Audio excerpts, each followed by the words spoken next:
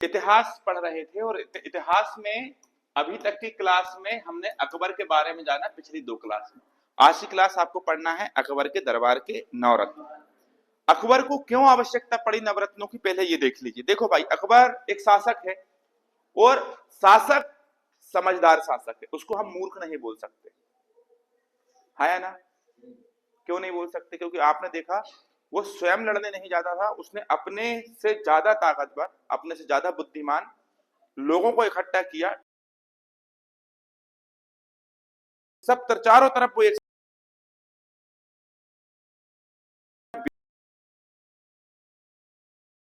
लिए कुछ ऐसे भी तो लोग हों जो उसका मनोरंजन करें, और कुछ अच्छे लोग भी हैं जो उसके युद्ध में सहयोग कर रहे हैं, कोई कहानी सुना रहा है, कोई संगीत गा रहा है। तो ऐसे अच्छे अच्छे लोगों को उसने इकट्ठा किया। 9 लोग उसके दरबार में थे जिन्हें उन्होंने नवरत्नों की संज्ञा दी। तो ध्यान रखिएगा, इतिहास में हम आज की क्लास में क्या पढ़ेंगे?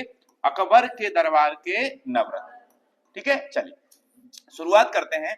सबसे पहला इसके दरबार में एक अगर कोई व्यक्ति था तो वो कौन था? बीरबल।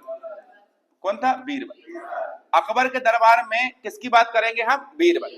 नवरत्नों में से एक जो बीरबल हुआ वो अकबर का बहुत पसंदीदा व्यक्ति, बहुत अच्छा दोस्त, हर मामले में अकबर का सहयोग करने वाला व्यक्ति था अगर कोई, तो वो कौन था? बीरबल। ठीक। बीरबल का जो जन्म होता है वह कालपी, यूपी में एक जगह पड़ती है कालपी में, एक ब्राह्मण परिवार में होता है। किस परिवार में होता है? ब्राह्मण। ठीक है। और आगे चल के इनका नाम रखा जाता है महेश दास।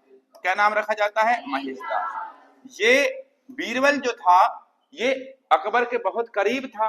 ठीक है। और इसने जो कविताएं लिखी वो किस नाम से लिखी? ब्रह्मा के नाम से सारी कविताएं लिखी। इसीलिए अकबर ने इसे एक उपाधि दी। इस उपाधि का नाम क्या था? कवि प्रिय। तो ध्यान रखिएगा मेरे दोस्त, बीरबल को अकबर ने कौन सी उपाधि दी थी? कवि प्रिय। किस नाम से कविता लिखता था? ब्रह्मा। ब्रह्मा के उपनाम से, क्योंकि एक ब्राह्मण था। इसके बचपन का नाम क्या था? महेश दास। और ये कहाँ पैदा हुआ था? कालपी। कहाँ पैदा हुआ था? कहाँ पैदा हुआ था? कालपी। अच्छा, तो पहला व्यक्ति कौन पढ़ लिया हमने? बीरबल। बीरबल के बचपन का नाम क्या था? महेश दास। किस उपनाम से कविता लिखता था? ब्रह्मा। ठीक है। ये कालपी में पैदा हुआ था, 1528 में पैदा हुआ था, ध्यान रखिएगा। ठीक है। बचपन का नाम क्या था इसके? महेश दास। ठीक है। बीरबल के बाद अब हम आगे पढ़ने के लिए जाएंगे जिस व्यक्ति को, उस व्यक्ति का नाम है मेरे बच्चे अबुल फजल। क्या नाम है? अबुल फजल। ये भी एक महत्वपूर्ण व्यक्ति थे, अबुल फजल। इनके बारे में सुने। अबुल फजल, अबुल फजल कौन थे? ये सूफी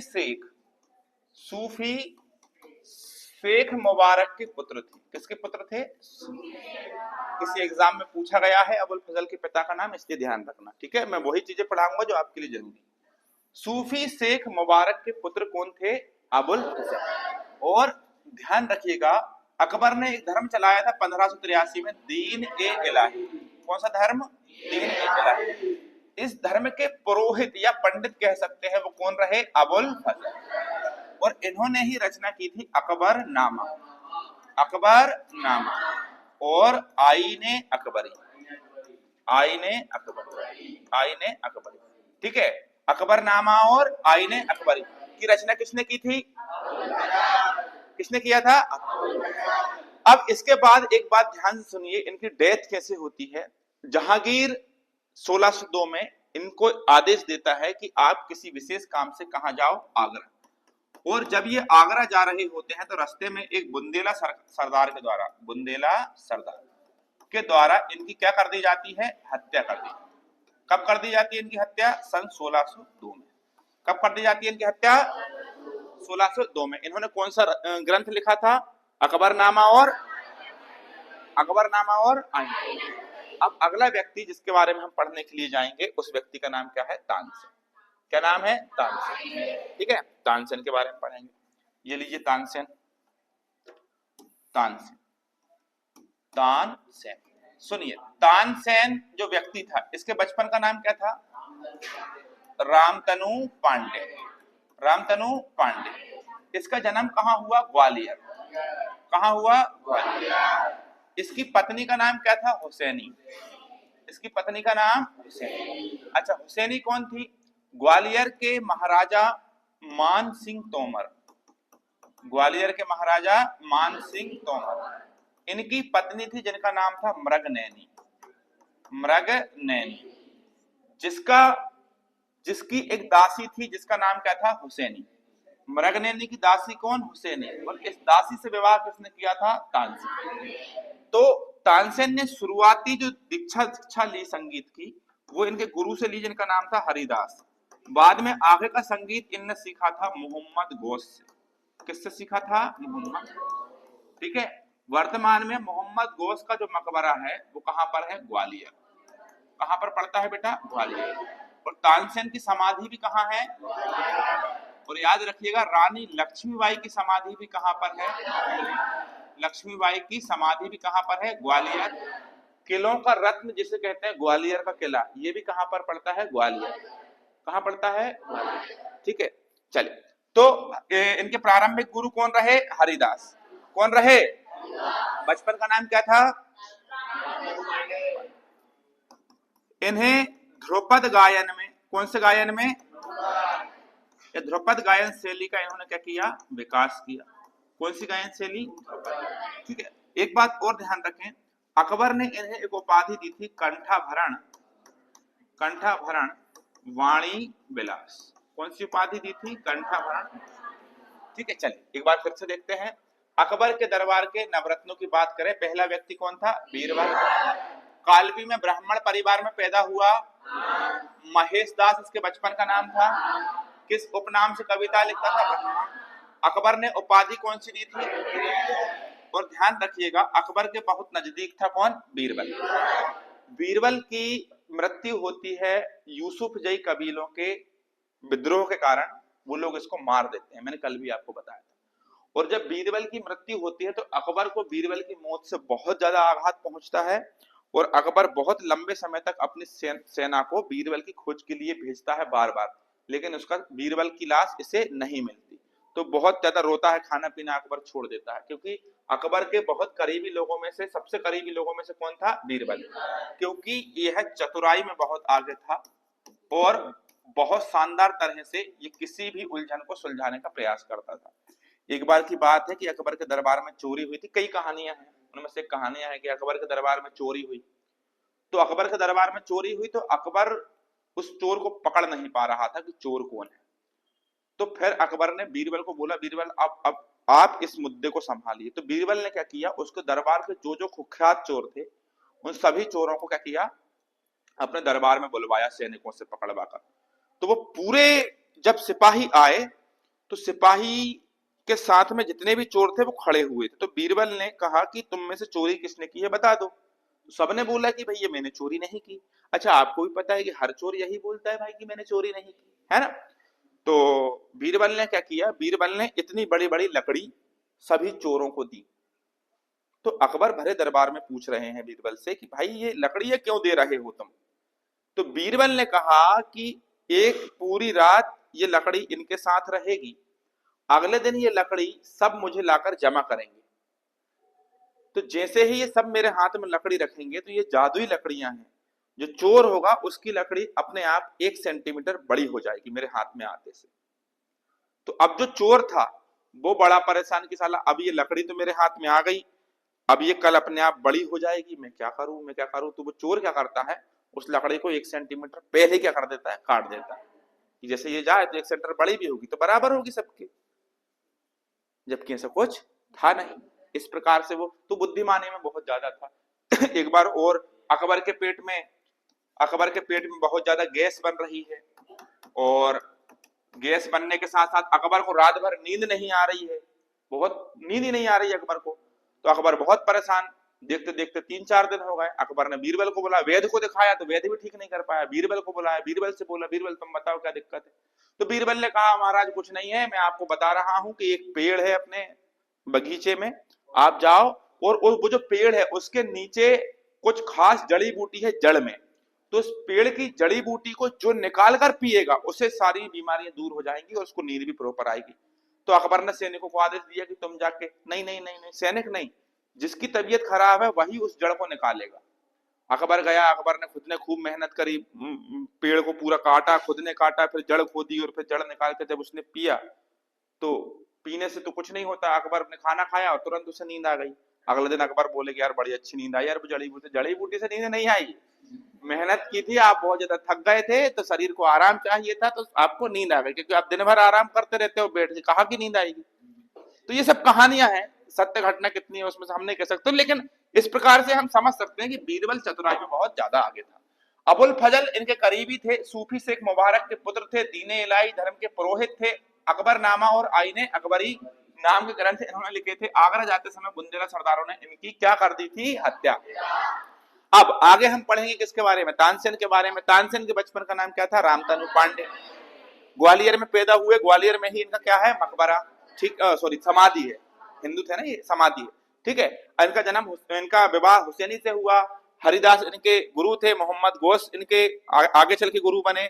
ध्रुपद गायन शैली का इन्होंने विकास किया। कंठाभरण वाणी विलास नाम की उपाधि इनको अकबर ने दी। अब हम पढ़ेंगे अब्दुल रहीम खान खाना। चौथे नंबर पर कौन आएंगे? अब्दुल रहीम, इतना ही लिखो। अब्दुल रहीम कौन थे? ये बैरम खान के पुत्र थे, बैरम खान के पुत्र थे। इनकी मां का नाम क्या था? सलीमा बेगम। क्या नाम था? सलीमा बेगम, ठीक है, जो कौन की पत्नी थी? अकबर की। बाद में अकबर ने इनको अपनी पत्नी बना लिया था। हाँ चलिए, बहुत बढ़िया। अब अब्दुल रहीम ने जब गुजरात जीता, अकबर ने इनको गुजरात अभियान पे भेजा था ना, मैंने आपको पढ़ाया था कि मिर्जा जाति के लोगों ने विद्रोह किया था जहां इसने, तो गुजरात जब अब्दुल रहीम ने जीता तो इससे प्रसन्न होकर अकबर ने इन्हें एक उपाधि दी, खान ए खाना, खाने खाना। ये एक महत्वपूर्ण उपाधि थी, मतलब एक ऊंचा पद था ये। इसके हिसाब से हम समझ सकते हैं कि अब्दुल रहीम को खाने खाना की उपाधि गुजरात विजय के अभियान के दौरान दी गई थी। और ये उच्च कोटि का कवि था, उच्च कोटि का कवि था, मतलब ये कविताएं भी लिखता था, साथ में दोहे और गजल, दोहे और गजल में निपुण था ये व्यक्ति, ठीक है, समझदार भी था। तो ये सब गुणों को देखकर के अकबर ने बोले कि यार तू तो लड़ाई भी लड़ लेता है, ठीक है, बहुत अच्छे, तू दोहे भी सुना लेता है, गजल भी सुना देता है, मन भी प्रसन्न कर देता है, तो तू तो ऑलराउंडर है, और ऑलराउंडर है तो ये फिर आजा। तो इसने, अकबर ने अपने दरबार के नौरत्नों में से शामिल किया था अब्दुल रहीम खान खान। क्या बोलोगे? अब्दुल रहीम, ठीक है, अब्दुल रहीम खान खाना। और अब्दुल रहीम खाना खाना किसके पुत्र थे? बैरम खान। बैरम खान वही जिन्होंने अकबर को गद्दी पर बिठाला था, ठीक है। अच्छा, एक बात और ध्यान रखें इनके बारे में कि बाबरनामा किसके द्वारा लिखी गई है? बाबरनामा नामी किताब किसने लिखी है? बाबर ने लिखी। लेकिन ये कौन सी भाषा में लिखी है? तुर्की। कौन सी भाषा में? तुर्की। तो इस बाबरनामा को फारसी में अनुवाद किया था, किसने किया था? अब्दुल रहीम। महत्वपूर्ण क्वेश्चन बन सकता है, ध्यान रखिएगा, ठीक है। तो बाबरनामा को फारसी में अनुवाद किसने किया? किस विजय के दौरान उसको खाने खाना की उपाधि दी थी? गुजरात विजय। किसकी बात चल रही है? अब्दुल रहीम खान खान। चलिए, अब हम आगे बात करें तो 5वें नंबर पर आएंगे कौन? मान सिंह। मान सिंह, मान सिंह कौन थे? मान सिंह, इनके बारे में सुनो कि राजा भारमल का एक पुत्र था जिसका नाम था भगवान दास। क्या नाम था? भगवान दास। भगवान दास का आगे चल के पुत्र हुआ कौन? मान सिंह।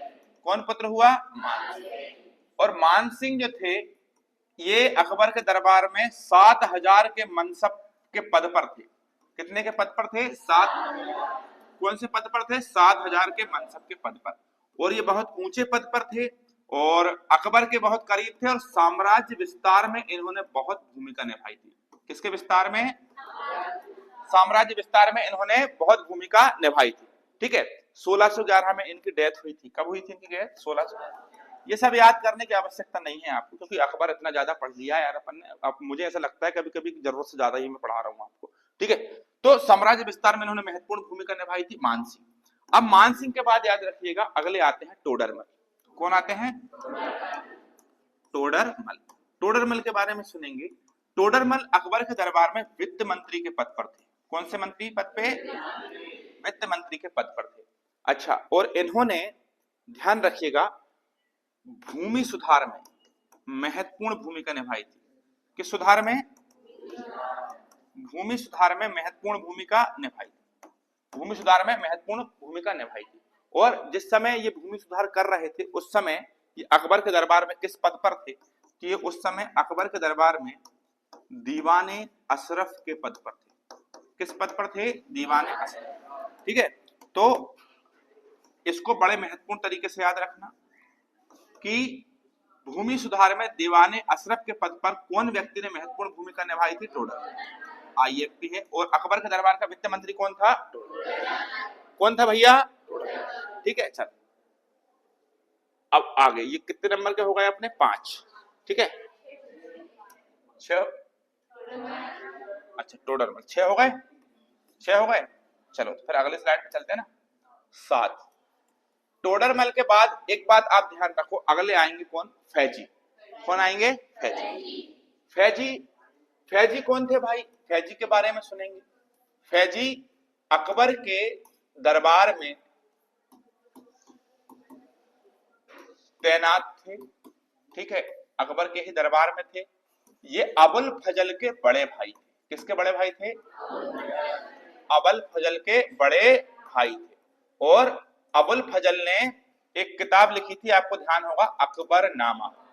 अकबरनामा जिसे पूरा किसने किया था? फैजी। जिसे पूरा किसने किया था? बहुत जबरदस्त क्वेश्चन बन सकता है कि अकबरनामा किसने लिखी और वहां पर अबुल फजल का नाम नहीं आया, तो आपको आंसर का देना है फैजी। ठीक है, और क्या था भैया? और क्या? ये दीन ए इलाही, कौन सा धर्म बेटा? दीन ए इलाही के कट्टर समर्थक थे। कट्टर, कट्टर होते ना कुछ लोग, तो दीन ए इलाही का कट्टर समर्थक कौन था? फैजी। दीन ए इलाही धर्म सबसे पहले किसने अपनाया था? बताओ, किसने अपनाया था? बीरबल ने। अरे हाँ कि नहीं? सबसे पहले बीरबल। ठीक है, अब आगे हम बात करेंगे फैजी की। तो फैजी ने जो गीता है ना, गीता, गीता पढ़ी है? गीता, इसका अनुवाद किस भाषा में किया था? फारसी भाषा। किस भाषा में किया था? फारसी। ठीक है, तो अकबर के दरबार में कौन रहे भैया? फैजी। ये किसके बड़े भाई थे? आया ना? दीन ए इलाही धर्म के कट्टर समर्थक थे। अरे बोलते क्यों नहीं हो? हाँ, बहुत बढ़िया। और गीता का इन्होंने क्या किया था? अनुवाद। क्या किया था? बहुत बढ़िया। अब अगले हम पढ़ेंगे हकीम हुकाम। हकीम, हकीम हुकाम के बारे में समझेंगे कि भाई ये अकबर के बहुत भरोसेमंद, या भरोसेमंद को हम विश्वास पात्र लिख सकते हैं, विश्वास पात्र मित्र रहे। ये बहुत खास दोस्त थे अकबर के, और अकबर का पूरा रसोई घर मैनेज करते थे। रसोई घर मतलब क्या? किचन। ठीक है, बहुत फेमस थे, बहुत अच्छा खाना बनाते थे दरबार में। हकीम हुकाम के बाद आगे हम पढ़े तो अगले आएंगे मुल्ला दो प्याजा। इन्हें खाने में कितनी प्याज लगती थी? ठीक है, ये कहां से आए थे? अरबी थी। ये कहां से आए थे? अरब। ये अरब से आए थे और हुमायूं के दरबार में रहे। ये किसके दरबार में रहे? हुमायूं के दरबार में आए थे। लेकिन अकबर के समय पर, मतलब एंड होते होते जब ये वहां पहुंचे, तो अकबर ने भी इन्हें भी अपने दरबार में शामिल किया, क्योंकि इनकी चतुराई और इनकी वाक पटुता मतलब बोलने की शैली, वाक पटुता में ये बहुत आगे थे। हाँ कि नहीं? बुद्धिमानी भी बहुत थे। तो हम चतुराई या बुद्धिमानी के बारे में सोच सकते हैं, बुद्धिमान। ठीक है, तो ये कौन रहे इनके? हकीम हुकाम। को कितने नंबर हो गए भैया? ये 8 और ये क्या? 9। ठीक है, तो एक बार रिवीजन बहुत जरूरी है, पूरा पढ़ते हैं जल्दी से। चल पहले देखेंगे कि भाई सबसे चतुर कौन था अकबर के दरबार में? अच्छा, संगीत सम्राट किसे कहते हैं? ध्यान रखना, ये संगीत सम्राट ये इसलिए नहीं बताया क्योंकि नॉर्मल क्वेश्चन है, तुम सब लोगों को पता होना चाहिए तानसेन। ठीक है, अच्छा, तानसेन की पत्नी का नाम क्या था? हुसैनी। अच्छा, आगे बात करें कि जो तानसेन रहे, इनका जन्म कहाँ हुआ? कहाँ हुआ? ग्वालियर। बहुत अच्छी बात है। अच्छा बताओ, किसकी हत्या बुंदेला सरदारों ने कर दी थी? अबुल फजल। किसने अकबरनामा लिखा? अबुल फजल। इसने आईने अकबरी भी लिखा। चलिए, साम्राज्य विस्तार में सबसे महत्वपूर्ण भूमिका किसने निभाई? मानसिंह। किसके पुत्र थे? भगवान दास। भगवान दास किसके पुत्र थे? ठीक है, अच्छा एक बात ये बताओ कि दीवाने अशरफ के पद पर कौन तैनात था? टोडरमल अकबर के दरबार में कौन से पद पर था? कौन से पद पर था? इसका महत्वपूर्ण काम क्या था? भूमि सुधार। इसका महत्वपूर्ण काम क्या था? भूमि सुधार। अच्छा, दोहे और गजल में कौन निपुण था? अब्दुल रहीम किसका लड़का था? बैरम था। किसका लड़का था? ठीक है, चलिए। अच्छा, एक बात बताओ, दीन ए इलाही का कट्टर समर्थक कौन था? कौन था? फैज। मुल्ला दो प्याजा कहां से आए थे? किसके दरबार में रहे? हुमायूं। ये बुद्धिमान थे, इनकी वाक्पटुता और बुद्धिमानी बहुत अच्छी थी। अकबर के दरबार में इन्होंने सलाहकार का काम किया, बाद में हुमायूं के दरबार में रहे। ये कहां से आए थे? इसी के साथ क्लास खत्म करते हैं। कल की क्लास में पढ़ेंगे अपन क्या? जहां। Thank you so much, take care.